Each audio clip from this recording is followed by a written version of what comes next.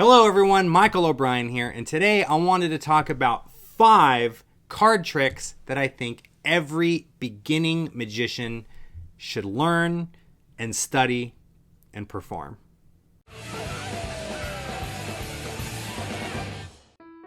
Welcome back to another episode of Advice for Magicians, where my goal is to help you to take your magic to the next level. Now, in today's episode, I wanted to share with you guys some card tricks that are going to take a little bit of practice to do, especially if you're a beginner, you've never done any sleight of hand before, that requires some basic sleight of hand technique to be able to perform. So we're going to talk about those. I'm going to demonstrate some of those for you guys. And I'm going to teach you, so stick around all the way to the very end. I'm going to teach you where you can go to learn all of these things that I'm going to show you guys now. So here we go. Let's jump right into the video. All right, so this first effect is called That's It.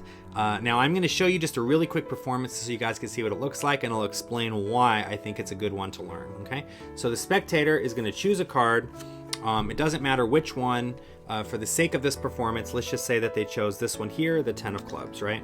So we'll place the card into the deck. We'll give it just a little bit of a mix. You can give it just a little bit of a shuffle, just like this. And the card is going to be lost somewhere in the middle of the deck.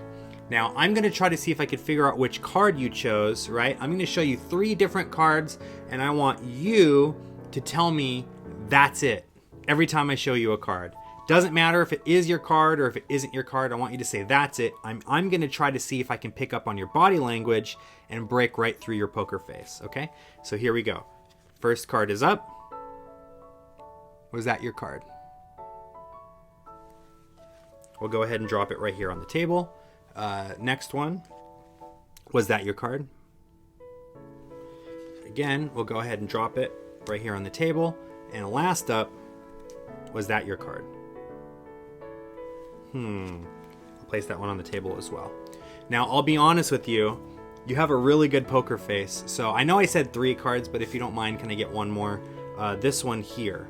That's the 9 of clubs. Was that your card? I'm sensing that this was your card. Did I get it right? I didn't get it right. Which card did you have? You had the 10 of clubs. Oh, well, I was off by 1. Let me go ahead and just change that to your 10 of clubs, right? So this is a really simple routine. It is going to take a little bit of practice because there are 3 moves that you'll need to learn to be able to do the trick. You'll need to learn how to control a card to a specific position. You'll have to learn the secret move that allows you to switch between the cards. And then you'll have to learn a double lift, which is something that I think every magician should have in their arsenal, because the double lift is some of the most powerful magic that you can ever do. So ladies and gentlemen, that was the That's It.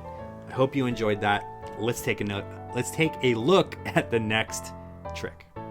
Now, this one is probably one that I perform the most still to this day. There are a bajillion variations on this effect, but I am talking, of course, about the ambitious card. So we're going to just go through a very basic performance of this so you guys can see what it looks like. An ambitious card is a routine where a spectator chooses a card, right? It gets placed back into the deck.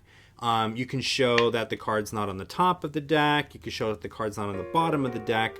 But you just do your magical move, right? You wave over the cards and their card rises to the top. It can be repeated over and over again, right? So we'll take the card, we'll place it back into the middle one more time, just like this, right? I'll even show you the card's not on the top. It's not next to the top. It's not on the bottom, right? So you do the move one more time. I wave my hands, and what do you know, but the card arrives to the top again. Now, maybe it was difficult to see, so don't worry. I'm going to go ahead and give the card just a little bit of a bend, right? So you can actually see the card is bent right in the middle. The rest of the pack gets stuck on top, and all I have to do is just click my fingers. You see one card pop up to the top above all of the others, whoop, as I throw it on the floor. And it is your card, the Ace of Clubs. Now, the ambitious card, like I said, that's one of those routines that you can find a bajillion variations of it. You can make it as long or as short as you want it to be. But I have noticed that this is the one piece of card magic that I do in my act that people really enjoy. You can do the magic in the spectator's hands. Again, you can make it be as long as you want. You can borrow, or not borrow, you can have the card signed, excuse me, and then at the very end of the routine, you can hand it to them and they can keep it as a souvenir. So there is a lot of really cool stuff that you can do with an ambitious card routine, also known as an ACR.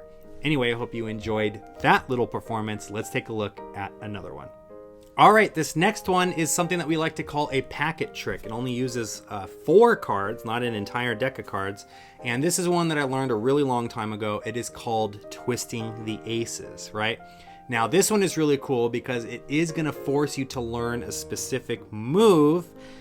This move might be a little bit more difficult, but I feel like it's something that every magician should know because it can come in very handy for a lot of different effects.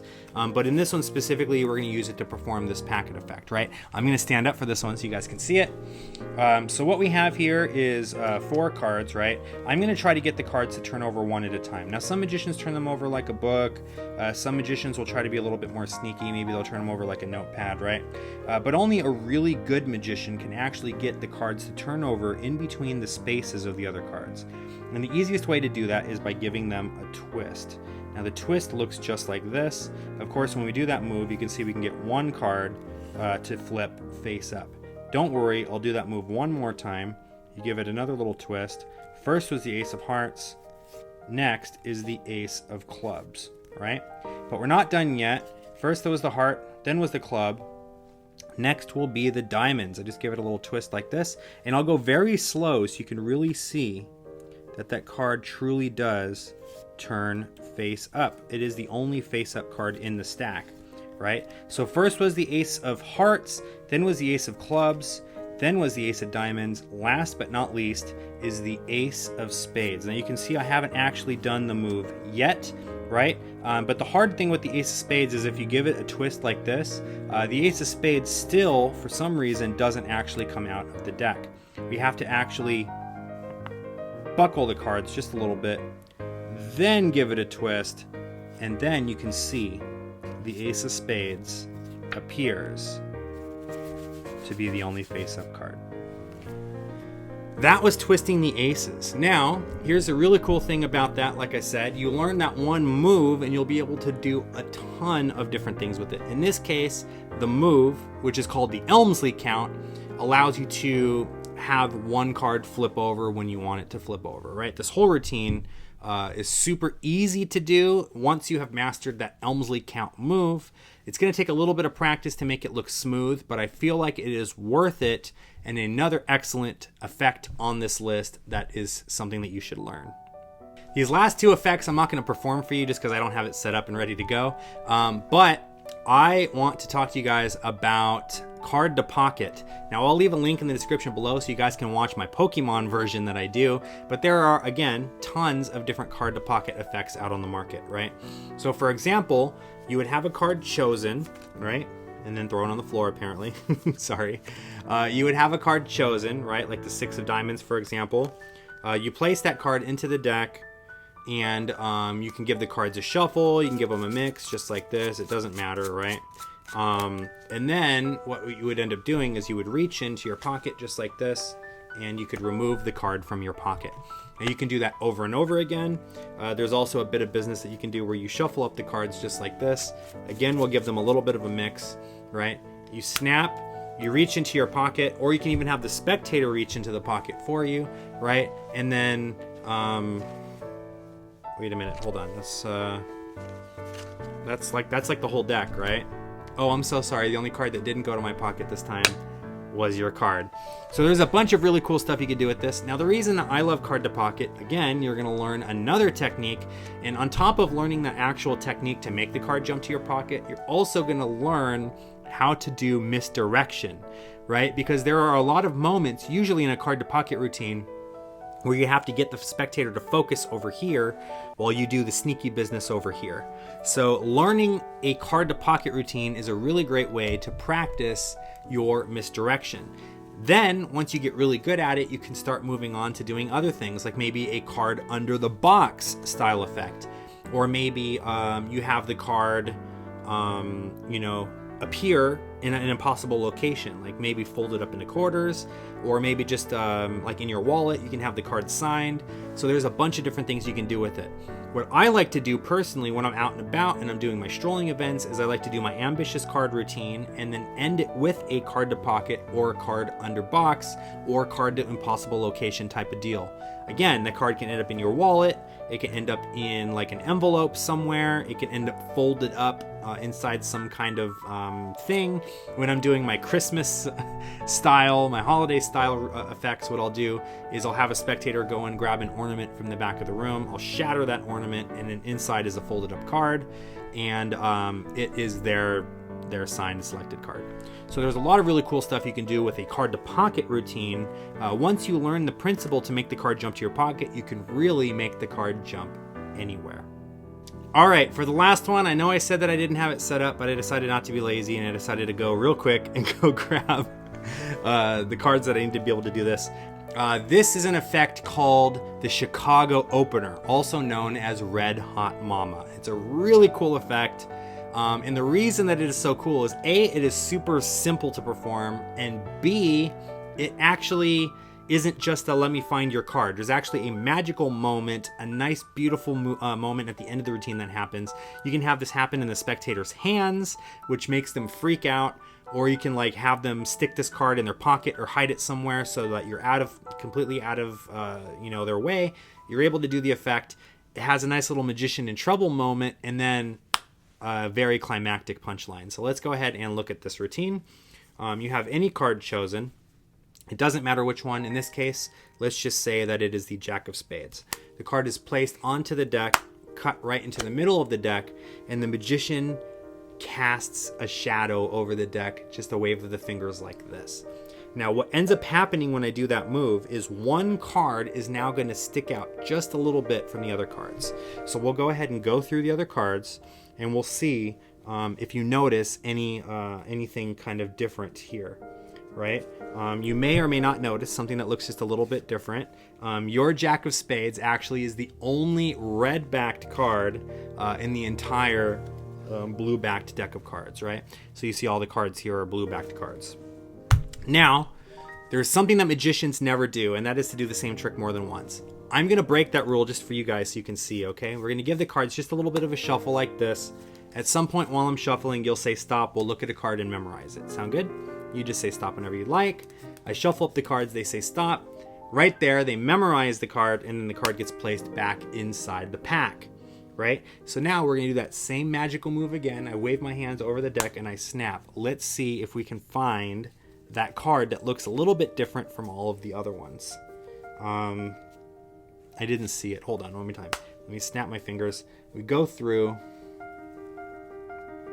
I'm not seeing a red-backed card. You don't happen to see a red-backed card anywhere, do you? What do you mean in my pocket? That doesn't make any sense. That was the first card that you chose, right? What was the second one that you chose? The Two of Hearts? There you go, Two of Hearts. Right? So you're going to learn a couple of things with this. You're going to learn how to force a card, which is a really cool thing that you should learn. It opens up a lot of doors for you to be able to force a card. And when I say force a card, all I mean is to give the spectator the illusion of a completely free choice, but in reality, you're actually going to have them choose the card that you want. And then, of course, you're going to have that beautiful moment at the end where you actually reveal the card, and it's the one that, you know, it's almost like a transposition or like a transformation where the card ends up inside the pocket. And you can do it as a transposition if you want to. You can go through and be like, wait a minute, there's the first card that you chose, and then you have, you know, the second card in your pocket instead, and you'd be like, so it's like a transposition, so like they switch places. There's a couple different variations of this. Like I said, Chicago Opener or Red Hot Mama are great variations of this. Pop Hayden also has a version of this called the Chicago Surprise. And I have a version of this that's a full deck color change, and then actually it's two full deck color changes. The cards all end up blank at the very end too. And that is the Chicago Closers. You guys are welcome to check that out as well if you'd like. Now, throughout this entire thing, we've learned some effects, right? We learned that's it. Or not learned, but we discussed, right? We discussed that's it. We discussed an ambitious card routine. We discussed a card to pocket routine. We discussed a packet trick called Twisting the Aces, and we discussed the Red Hot Mama Chicago opener routine that I just showed you. Now, I said that I would tell you where to go to find all of this stuff and where to learn it, and I think that you guys should check out the Easy to Master Card Miracles series by Michael Amar. Now, this is a really well put together series. All of the effects on all of these videos are exactly like what I showed you. They're all really simple, but do require you to learn some moves and techniques to be able to perform. So this isn't going to be like your 21 card tricks, right? Where you take out and you deal out a bunch of cards, and then you have to pick up the cards in a certain way, and then you move them around, and then you have to do math in your head and count them, right? And a long process, all to just be like, there's your card. You're actually going to learn some sleight of hand. You're going to learn some misdirection principles. Like I said, you're going to learn sleight of hand. You're going to learn how to execute moves. You're going to learn how to control cards, force cards, color changes, all kinds of really cool stuff. I highly recommend you guys check out that series. I will leave some links in the description below so that you guys can take a look at this DVD set. You can pick the ones out that you like the best, but these are just 5 of the effects that I learned from watching these series forever ago that really helped shape my magic. And like I said, a lot of this stuff is easy to perform if you put in the practice for it, and you are going to get some awesome results and some awesome reactions from your spectators. So now at the very end here, I always like to do a little, what do you call it? Like a thought of the day, I guess, right? So in this video, I want you guys to go in the comment section, leave a comment below, and let me know what your favorite piece of magic is to perform that uses sleight of hand. Maybe something not super difficult, no knuckle busters or anything like that, so that my fellow magicians that are watching this, that are just getting started, that want to learn some magic, can go and check it out. If you already own the Easy to Master Card Miracle series, I'd love to know what your favorite effect is to learn on one of those videos. Thank you so much for watching this video. If you haven't already done so, make sure to click the subscribe button, and don't forget to ring the bell. That way you'll know every time I upload a new video. If you'd like to check out some more magic, visit us at obrienmagic.com, and be sure to check out our online magic shop, where you will find the latest and greatest magic books, downloads, and accessories.